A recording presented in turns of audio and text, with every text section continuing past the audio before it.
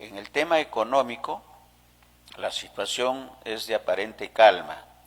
De aparente digo porque vamos a conversar en algunos segundos con el economista Germán Lench, amigo de BIS Televisión, de Ánfora 2022, el programa que estamos emitiendo en este momento, para conocer con la experiencia y en su condición no solamente de economista, sino de peruano, cómo ve el panorama económico en este momento y lo que puede ocurrir en el escenario ya como presidenta Dina Boluarte.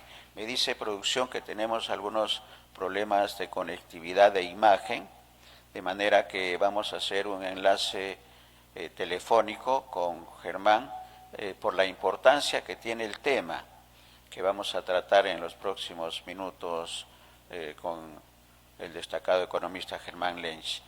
Ya lo tenemos en línea. Germán, bienvenido a Ánfora 2022 de BIS Televisión.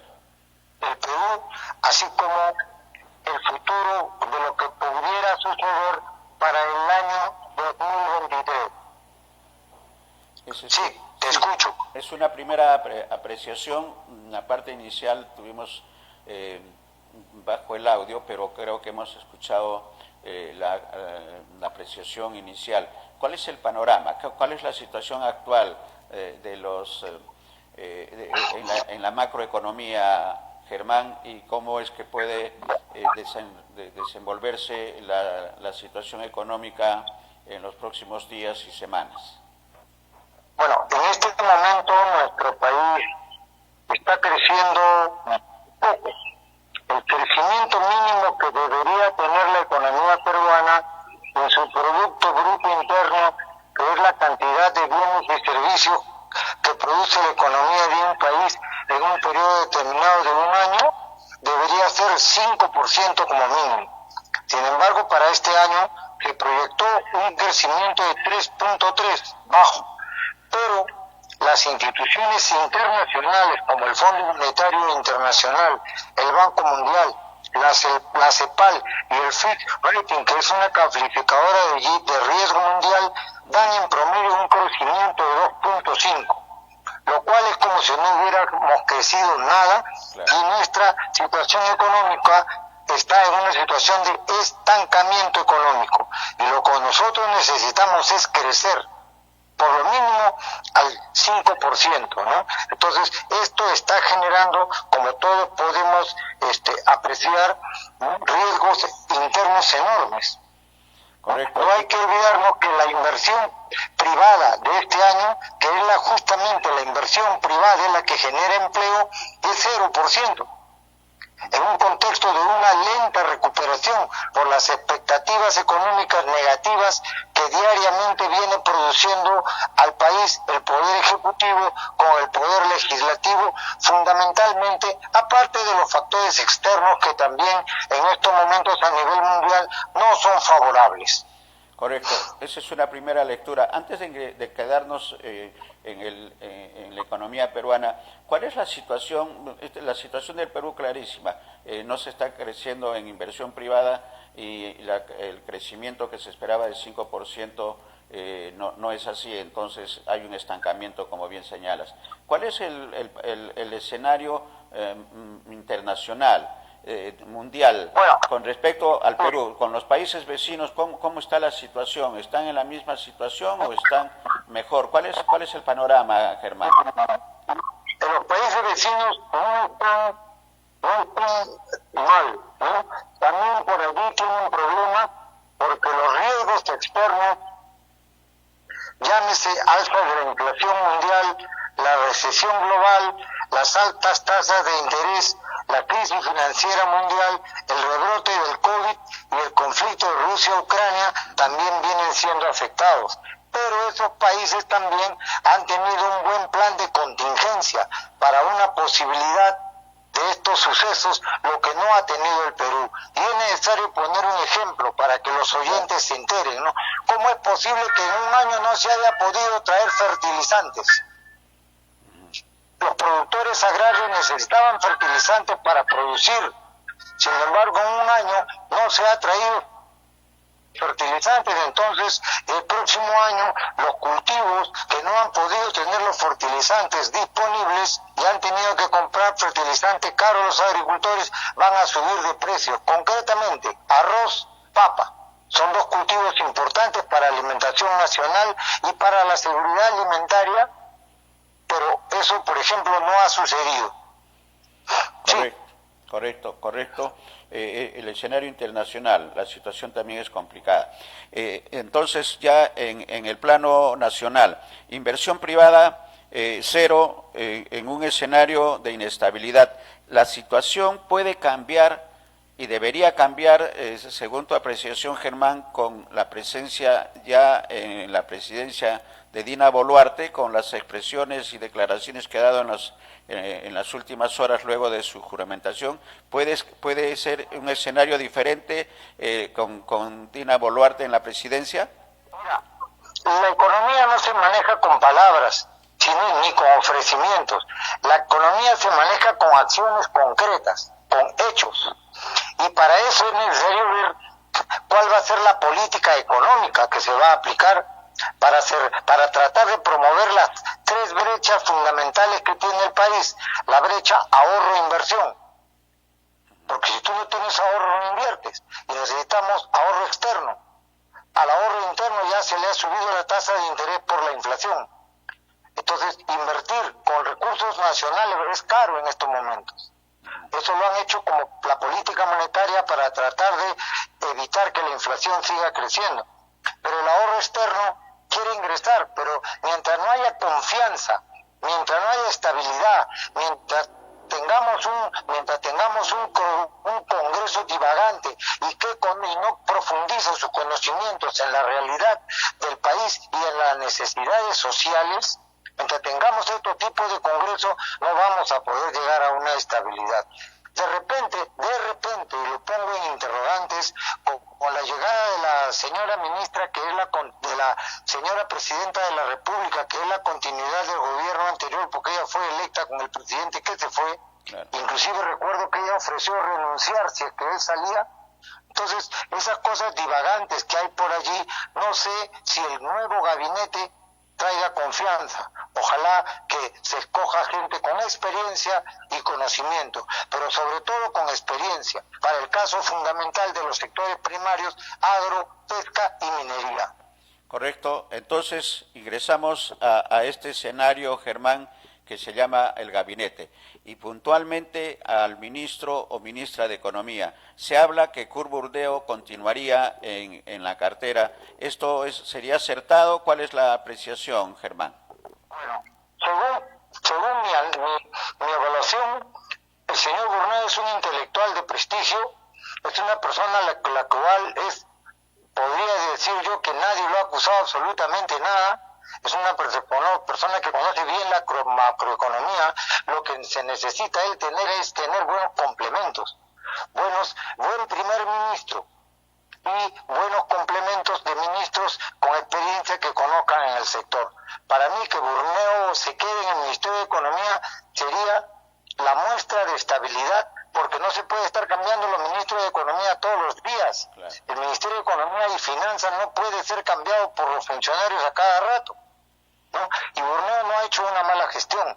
El que ha tratado de impedir una buena gestión para Burneo ha sido el Congreso, porque tiene embalsado ahí, el Congreso de la República tiene embalsado ahí una cantidad de proyectos que son necesarios para complementar las medidas que el Poder Ejecutivo a través del Ministerio de Economía y Finanzas quiere dar, pero la tiene embalsada y no les interesa porque no conocen, lamentablemente. Correcto. Este escenario, Germán, del Congreso de la República tiene otras soluciones políticas, pero hay que tener en cuenta la apreciación tuya en el sentido de que más ha sido obstrucción que acción en favor de las grandes mayorías en decisiones económicas por parte del Congreso de la República. Los otros sectores, agricultura, producción, también son importantes. ¿Qué medidas tendrían que generarse de inmediato, sobre todo en agricultura, considerando la sequía que está afectando gravemente a la economía de los peruanos del mundo rural? ¿Cuáles serían las medidas urgentes que tendría que tomar? Primero, que tiene que ser alguien, como bien ha señalado Germán, en el Ministerio de Agricultura, para ser puntuales, alguien que conozca del tema y que no entre a experimentar. Y segundo, ¿qué acciones son las que tendría que tomarse en lo urgente con respecto a la sequía, que es un problema puntual y que está afectando la economía de los peruanos del mundo rural? Para terminar lo del Congreso, el Congreso ha querido aprobar un proyecto de ley que generaba un mayor déficit fiscal, ¿no? Porque no conocían que todo presupuesto tiene que ser equilibrado, y lo decía eso el economista Adam Smith, padre de la economía. Entonces, sin tener ningún conocimiento de nada, la Comisión de Presupuestos dictaminó un presupuesto donde escondía una serie de normas que generaban un déficit fiscal y hubieran ahondado la inflación. Felizmente, por las acciones del Ministerio de Economía, eso se evitó, ¿no? Ahora, el sector agricultura. El Ministerio de Agricultura y Riego, Midagri, no tiene ninguna política agraria, no ha tenido ningún plan de contingencia y ha tenido aproximadamente en año y medio 5 ministros, lo cual nos puede dar una muestra de que se ha puesto a personas profesionales, evidentemente, pero que no conocen el sector. Y si alguien que va a dirigir no conoce el sector, evidentemente que todo queda en nada. Se ha estado cambiando a los funcionarios que ya tenían idea de lo que se podía hacer. ¿Qué es necesario? Elaborar urgentemente un plan de contingencia con la finalidad, ¿no? Con la finalidad de que ese plan sea coordinado con los gobiernos regionales para que todos actúen con rapidez.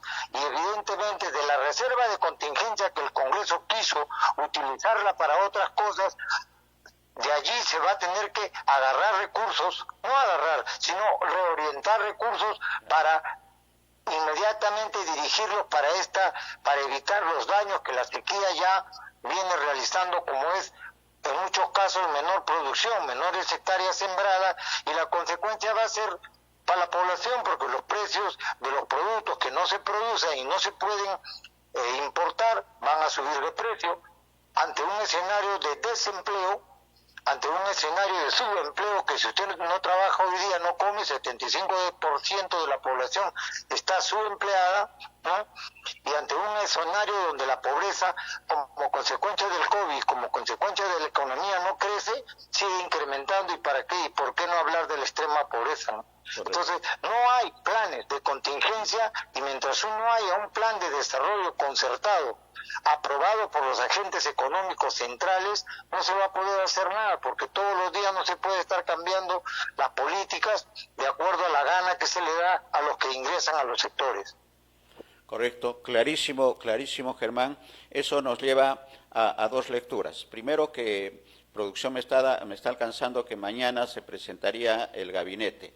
Eso significa que el día lunes vamos a tener ya un panorama de cuál es el escenario del gabinete y quién es el ministro de Economía, quién es el ministro o ministra de Agricultura, porque se habla de una dama en el Ministerio de Agricultura.